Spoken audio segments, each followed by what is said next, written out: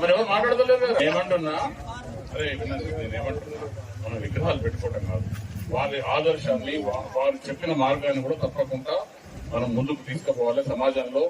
దాంతో పాటు అప్పుడే మనం నిజంగా వాళ్ళకు నివాళులు అర్పించినట్టు వాళ్ళ గురించి మనము కరెక్ట్ గా చేసినట్టుంటుంది. మీరు జనరల్ గా సమాజంలో సొసైటీలో ఒక విధమైన భావన ఉంది ఏంటంటే అంబేద్కర్ గారు కానీ జగజీవన్ గారు కానీ ఒక కొన్ని కులాలకే సంబంధం అనుకుంటారు. కానీ అట్లా కాదు, వాళ్ళు భారత బిడ్డలు.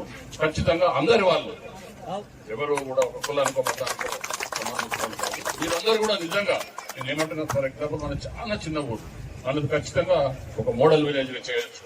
మీకు తెలుసు, మేము కూడా నేనైనా వెంకట వీరయ్య అందరూ కూడా మీ మాదిరి అందరు ఇదే స్కూల్లో పోయినా. మీకు బహుశా మీకు మాకంటే మంచి స్కూల్లో పోయింటారు, అవునారా? మీరు చదువుకున్నప్పుడు అయినా కూడా మేము ఓన్లీ చదువుతోనే ఇంత దూరం వచ్చినాం. చదువుతోనే మేము మాకు వచ్చిన ప్రతి అవకాశాన్ని చిన్నప్పటి నుంచి కూడా మన ఊళ్ళే కాదు బయట కాదు ప్రతి ఒక్కరు కూడా 10 మందికి సహాయం చేసేదానికి ఆలోచిస్తున్నాం. నేను ఏమంటున్నా, మీరు అందరూ కూడా ఓకే మా జనరేషన్ అయిపోయింది, మా నెక్స్ట్ జనరేషన్ కూడా వాళ్ళ పిల్లలు కూడా పెద్దలు అవుతుంది.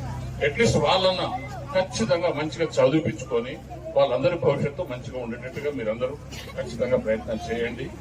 మన ఊరికి సంబంధించి ఖచ్చితంగా ఏ అవసరం ఉన్నా ఏది కావాలన్నా తప్పకుండా సహాయం చేసేందుకు మేము ఉంటాం, ఏది కావాలన్నా.